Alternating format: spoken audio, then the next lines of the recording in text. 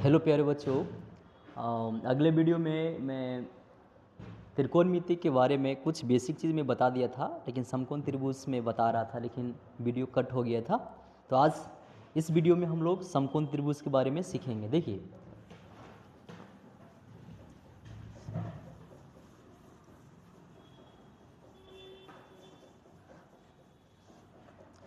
समकोण त्रिभुज क्या होता है, किसे कहते हैं, ठीक है, ध्यान से सुनिएगा। ठीक है, मैं बताऊंगा कि त्रिभुज यानी कि समकोण त्रिभुज किसे कहते हैं। ठीक है, जो समकोण त्रिभुज होता है, ठीक है,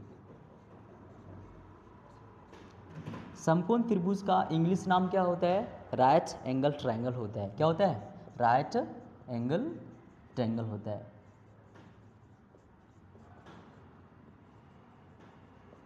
ओके, समकोण त्रिभुज का इंग्लिश नाम राइट एंगल ट्रायंगल होता है। देखिए, समकोण त्रिभुज का परिभाषा क्या होता है? वह त्रिभुज, ठीक है, वह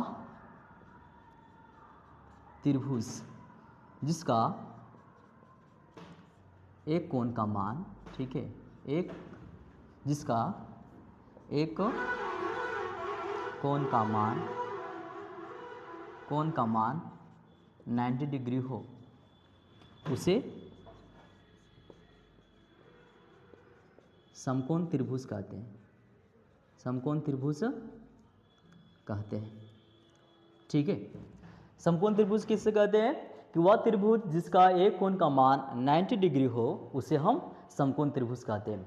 कुछ हम एग्जाम्पल के थ्रू हम लोग समझेंगे कि समकोण त्रिभुज होता है कैसा। ठीक है, देखिए, मान के चलिए एक त्रिभुज यहाँ पे है, ठीक है, इस तरह से दिया हुआ है। ठीक है, मैं बताया था कि वह त्रिभुज जिसका एक कोण का मान 90 डिग्री हो, यानी कि कोई भी त्रिभुज रहेगा, यदि उसमें एक कोण का मान 90 डिग्री हो तो आपको समझ में आ जाना चाहिए कि यह त्रिभुज जो है एक समकोण त्रिभुज है। जैसे कि यहाँ पे मैं 90 डिग्री में लिख दिया हूँ। ठीक है, इस त्रिभुज का नाम दे देता हूँ मैं। ठीक है, एक कोण ए है, एक कोण बी है, कोण सी। क्या इसी तरह से समकोण त्रिभुज रह सकता है? नहीं, किसी भी प्रकार का रह सकता है, उल्टा भी रह सकता है। देखिए, यदि यहाँ पे इस तरह से रहेगा, लीजिए, ठीक है, ये कोण पी है, कोण क्यू है, कोण आर दिया है, उससे आपको घबराना नहीं है। इसमें ध्यान देना पड़ेगा कि अरे एक कोण का मान 90 डिग्री है, यदि 90 डिग्री है तो आपको समझ में आ जाना चाहिए कि यह समकोण त्रिभुज है। ठीक है, कौन सी त्रिभुज है? समकोण त्रिभुज है। ठीक है, तो यहाँ पे लिखेंगे क्या? त्रिभुज ए बी सी में जो बी है 90 डिग्री का है। ठीक है, त्रिभुज पी क्यू आर में आर क्या है? ठीक है, आर क्या है? ठीक है, आर क्या है? 90 डिग्री है। आर क्या है बाबू? 90 डिग्री है। ठीक है, सो इस तरह से ही समकोण त्रिभुज रहता है। ठीक है, हम लोग कुछ और सीखेंगे समकोण त्रिभुज के बारे में। देखिए, यदि यहाँ पे मान के चलिए एक त्रिभुज है, ठीक है, ठीक है, इस त्रिभुज का नाम दिया है कोण ए, कोण बी, कोण सी दिया है, इसमें 90 डिग्री दिया हो। ठीक है, समझ में आ रहा है ना? सब लोग ध्यान से देखिएगा। ठीक है, कि जो कोण बी है यहाँ पे थीटा है दिया हुआ है। ठीक है, कौन है? थीटा है। ठीक है, यहाँ पे कोण ए है, कोण बी है, कोण सी है। ठीक है, ओके, सो थीटा के सामने वाला भुजक क्या बोलते हैं? लंब बोलते हैं। क्या बोलते हैं? लंब। क्या बोलते हैं? लंब। और 90 डिग्री के सामने वाला भुजक क्या बोलते हैं? कर्ण बोलते हैं। और जो लंब है ना, जो लंब है जिस पे टिका हुआ है, जिस पे खड़ा हुआ है, उसको क्या बोलते हैं हम लोग? आधार बोलते हैं। इसको इंग्लिश में हॉरिजॉन्टल बोलते हैं। ठीक है, अब देखिए, इंग्लिश में इस लाइन को हॉरिजॉन्टल जो सुतारा आता है हॉरिजॉन्टल लाइन बोलते हैं। ठीक है, ओके, आधार को इंग्लिश में क्या बोलते हैं हम लोग? बेस बोलते हैं। क्या बोलते हैं? बेस। इसको हम इंग्लिश से बी से सूचित करते हैं। लंब को क्या बोलते हैं इंग्लिश में? परपेंडिकुलर। परपेंडिकुलर। ठीक है, कर्ण को इंग्लिश में क्या बोलते हैं? हाइपोटेनियस बोलते हैं। क्या बोलते हैं? हाइपोटेनियस।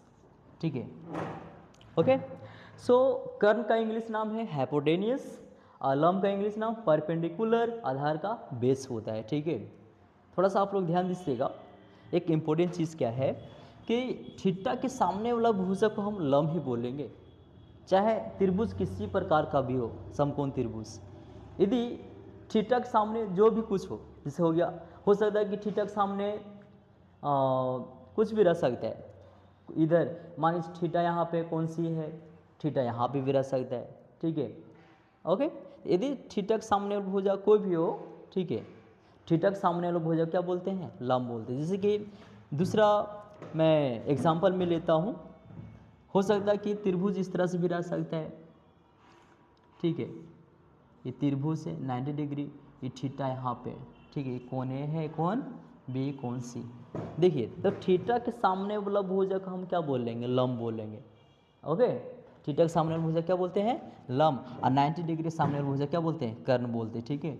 ये हो गया तेरा, ये लंब होता है, क्या होता है, लंब हो जाएगा। ऐसे क्यों होता है, थोड़ा सा आप लोगों को मैं समझाना चाह रहा हूँ, क्या, थोड़ा सा ध्यान दीजिएगा। देखिए इसको मैं मिटा देता हूँ, इधर जगह कम है। देखिए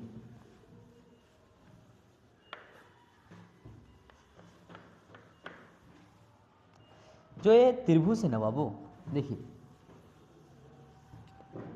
जो समकोण त्रिभुज है ये वाला, ठीक है, ये जो समकोण त्रिभुज है, इसको कोण ए, इसको कोण बी, इसको कोण सी बोलते हैं, इस 90 डिग्री रख दिए, ठीक है। इसके सामने वाला भुजा क्या बोलते हैं, कर्ण बोलते हैं। इसको क्या बोलते हैं, लंब बोलते हैं, इसको आधार बोलते हैं, ठीक है। इंग्लिश में क्या बोलते हैं, इसको परपेंडिकुलर बोलते हैं, ठीक है। इसको इंग्लिश में क्या बोलते हैं, हाइपोटेनियस बोलते हैं, हाइपोटेनियस, ठीक है। इसको क्या बोलते हैं, बेस बोलते हैं, क्या बोलते हैं, बेस बोलते हैं, ठीक है। तो इसको लंब बोलते हैं, इसको कर्ण बोलते हैं, इसको आधार बोलते हैं, ठीक है बाबू। अब देखिए इसको लंब को हम पी से सूचित करते हैं, कर्ण को हम एच से सूचित करते हैं, बी आधार को हम बी से सूचित करते हैं, ठीक है। तो 90 डिग्री के सामने वाले भुजा को हम कर्ण बोलते हैं, और यहाँ पे थीटा है दिया हुआ, ठीक है।